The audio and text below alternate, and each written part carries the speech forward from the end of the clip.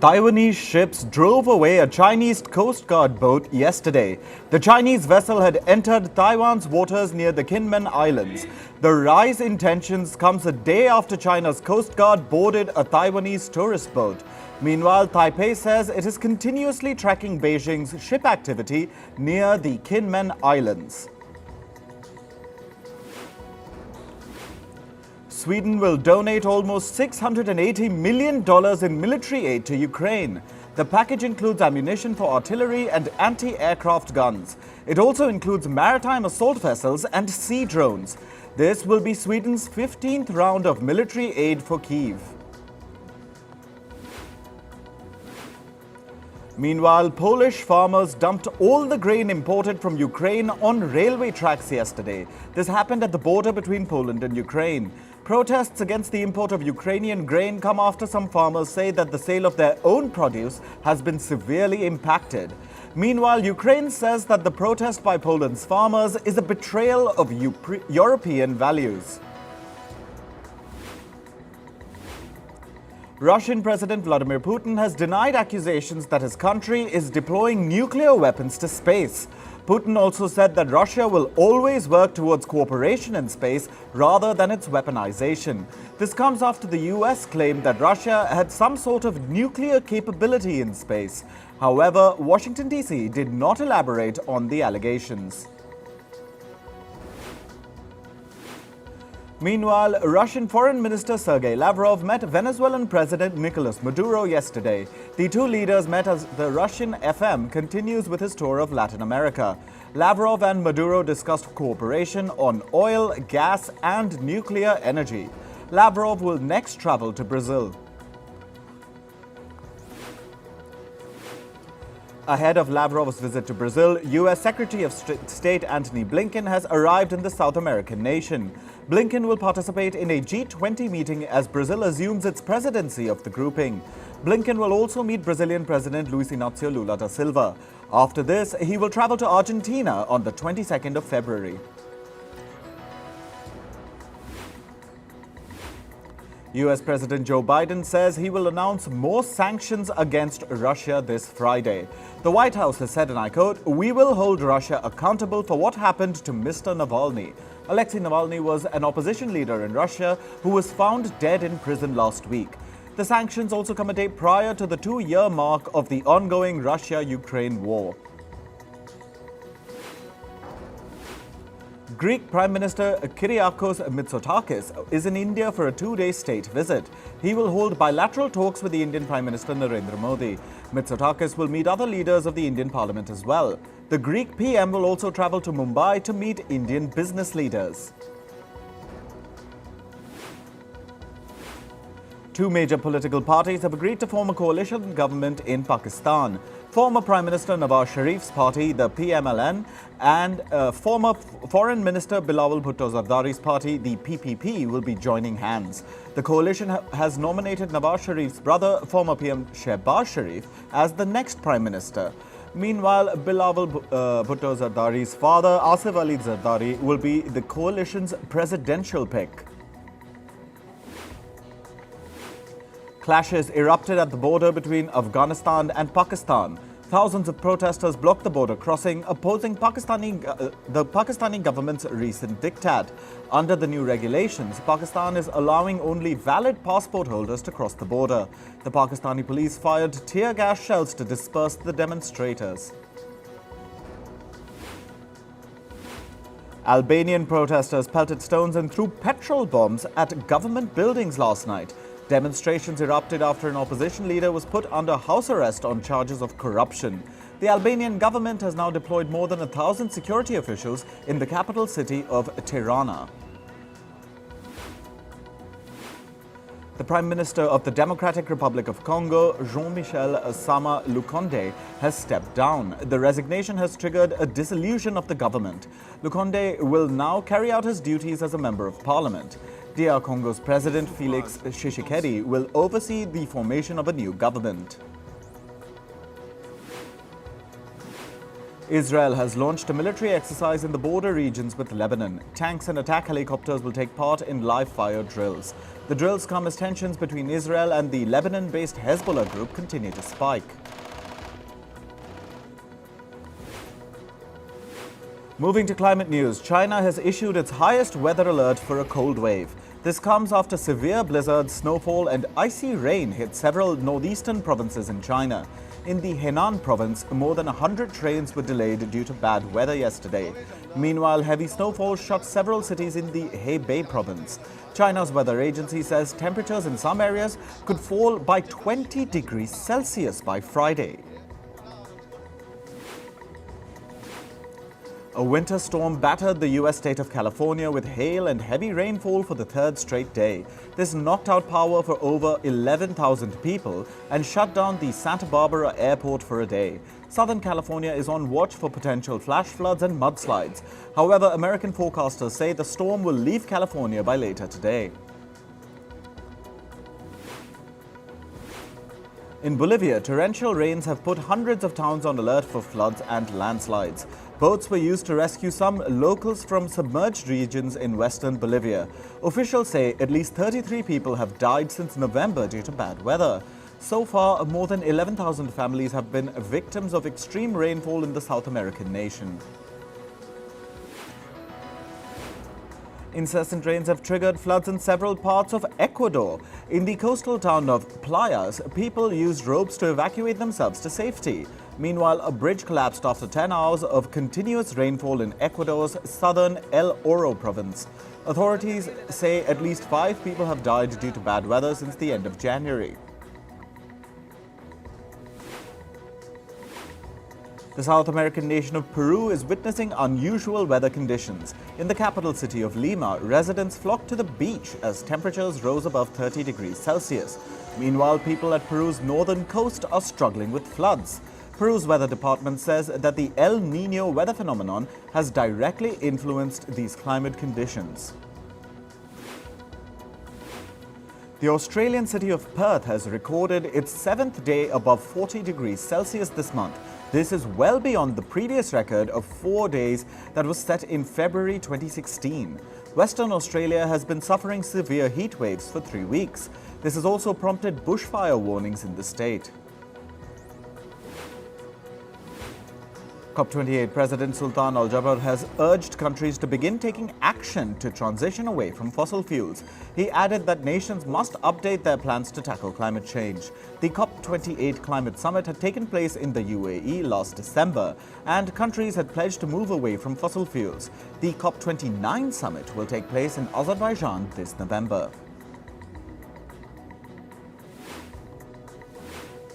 Moving to business and tech news, Elon Musk, the billionaire who is also the founder of brain chip startup Neuralink, says that the company's first patient can control a computer mouse using their thoughts. Last month, Musk announced that Neuralink had successfully implanted its first brain chip in a human patient. Musk says he hopes these chips could one day help treat conditions like autism, depression, and schizophrenia.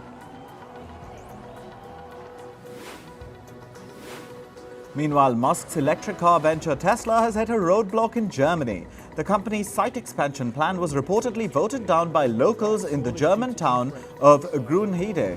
Tesla plans to tear down trees to build extra logistical spaces for a train station and warehouses.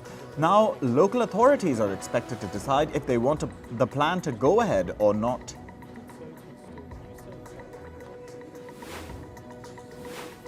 US carmaker Ford has dropped the prices of its Mustang Mach-E electric SUVs by up to $8,100. This comes after sales of the Mach-E models fell by over 50% in January. The lowest priced Mach-E 2023 model will now cost about $40,000.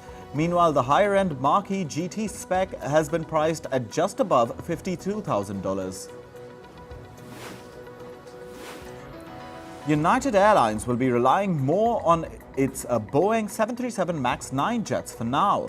Yesterday, the airline's CFO, Mike Leskinen, said that they will continue using their current fleet of MAX 9 jets.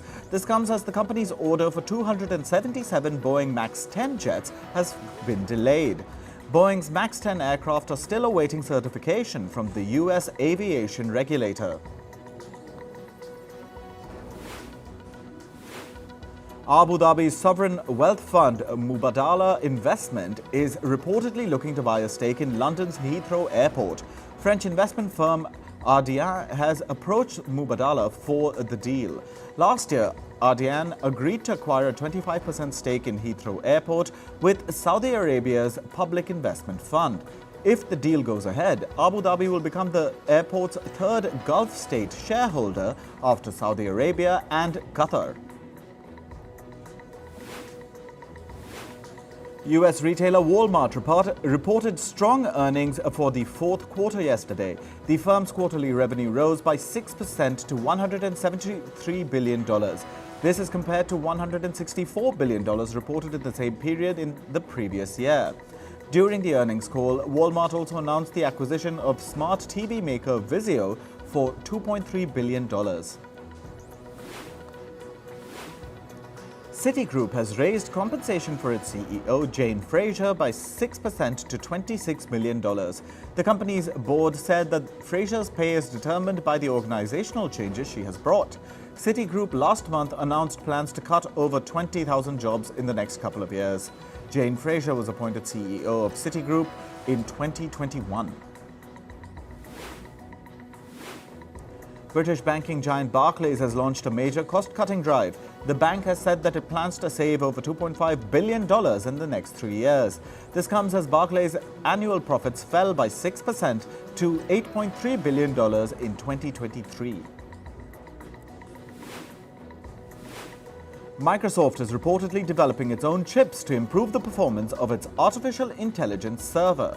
The firm has roped in Pradeep Sindhu to spearhead the development efforts. Sindhu was the co-founder of tech firm Fungible that Microsoft acquired last year. With the new project, Microsoft aims to reduce its reliance on chip maker NVIDIA. So far, the tech giant has been using NVIDIA's Connect X7 card for its AI server. US streaming firm Fubo TV has filed a lawsuit against Disney, Fox, and Warner Bros.' plan to launch a combined sports streaming platform. Fubo alleges that these companies are engaging in anti-competitive practices and have been trying to block Fubo TV's growth for years. Earlier this month, Fox, Disney, and Warner Bros. Discovery announced plans to launch a sports streaming service. Matches from America's National Basketball Association or NBA, National Football League or NFL, the FIFA Football World Cup, and college competitions are expected to stream on the new app. Moving to sports, in cricket, India's cricket board, the BCCI, confirmed that pacer Jasprit Bumrah has been rested for the fourth test against England in Ranchi. The BCCI also added that mid-order batter KL Rahul will be unavailable due to injury. India currently lead the 5-match test series 2-1. The Indian Premier League or IPL is set to start from the 22nd of March. This was confirmed by the league's chairman Arun Dhumal. However, he said that IPL fixtures were yet to be finalized as the tournament will coincide with India's general election. The general elections are expected to be held between April and May. Indian cricketer Virat Kohli and Bollywood actor Anushka Sharma were blessed with a baby boy on February 15th.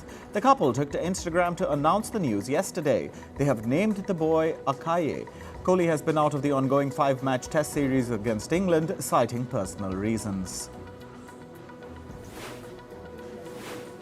In football, France captain Kylian Mbappe has reportedly agreed to join Spanish club Real Madrid. Reports say a new 5-year contract has been drawn up.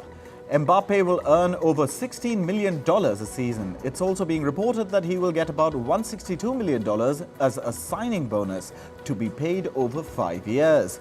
However, Mbappe is yet to sign the contract with Real Madrid. Manchester City secured a nervy 1-0 win over Brentford, heating up the race for the Premier League title. City struggled to convert their domination into goals despite enjoying 75% of ball possession. Striker Erling Haaland scored the goal in the 71st minute. Man City are now just 1 point behind table toppers Liverpool.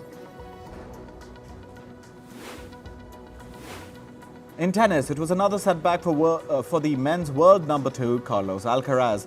He sustained an ankle injury during the first round of the Rio Open. The 25-year-old was forced to retire after just 2 points into the opening set. Alcaraz was up against wildcard Thiago Monteiro when the mishap took place. Andy Murray kicked off his 2024 season by bagging the Qatar Open title. He beat France's Alexander Müller 6-1, 7-6 in straight sets. Murray's victory came in spite of a knee injury that he suffered early in the first set.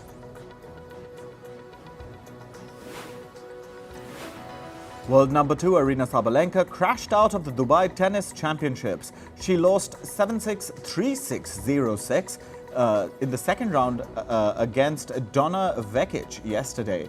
This was Sabalenka's first loss since winning the Australian Open title last month. In table tennis, Team India have entered the knockouts at the World Championships 2024. The men's side defeated New Zealand 3-0. Meanwhile, the women beat Spain 3-2 in the final group stage clash. India are yet to achieve a Paris Olympics quota in table tennis. They can do so if they reach the quarterfinals of the tournament, though. World Athletics is planning to trial a new format for long jump this season. A new designated takeoff zone could now be used instead of the traditional wooden board. The idea is to reduce the number of fouls. A no jump will be called if the foot of the athlete crosses the line of the takeoff zone. Now for news from the world of entertainment. Beyonce's song Texas Hold'em has made it to the list of Billboard's Hot Country Songs chart. Her song has secured the top spot in this week's edition. With this, Beyonce becomes the first black female artist to get the #1 spot on the country songs chart in the US. Her other song, 16 Carriages, got the 9th spot on the list. Britney Spears shut down all the rumors that were suggesting that she reconciled with her former partner, Paul Richard Solis. She took to social media to post a video where she said, "Being single is awesome." Spears called herself a hopeless romantic. This comes after her separation with her estranged husband, Sam Asghari. British film director Sam Mendes has been roped into directing 4 biopic films about the Beatles. The biopics will feature the lives of Paul McCartney, Ringo Starr, John Lennon and George Harrison. The Beatles label has granted the musical rights to the filmmakers. The movies have been slated for a 2027 release. The Berlin Film Festival held a special screening session in honor of director Martin Scorsese. His Oscar-winning film The Departed was shown to attendees, after which he was felicitated with a Lifetime Achievement Golden Bear. A speech was also given by German filmmaker Wim Wenders, filled with personal anecdotes which made Scorsese emotional. Netflix has greenlit the second season of the Money Heist spin-off Berlin. The series is the prequel to the events which led to the Money Heist events. The first season of Berlin saw the characters pull off a multi-million-dollar heist.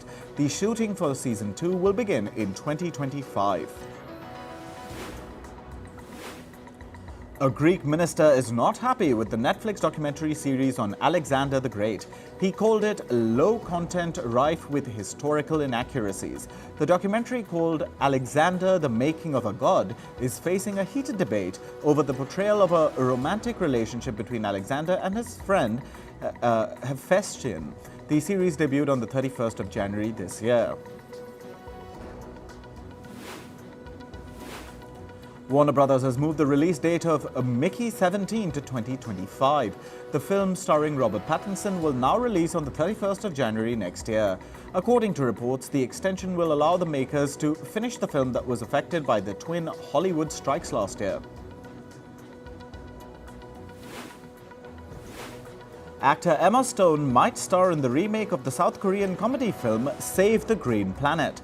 The production is expected to start this summer, with shooting schedules in the UK and the US. The film has dark comedy and satire and is about an alien invasion. According to reports, Gareth Edwards may direct the latest film in the Jurassic World franchise. The makers have set a 2025 release date and are on the lookout for a director. Edwards knows his way around movies about animals, as he has worked on films like Monsters and Godzilla. A special premiere of the film Arthur the King was organized in Los Angeles. The screening was attended by Mark Wahlberg along with a dog named Ukai, who is his canine co-star. The story revolves around Michael Light, played by Mark Wahlberg, and his relationship with an injured stray dog. Wahlberg describes the story as inspiring and heartwarming. Arthur the King will hit theaters on the 15th of March this year.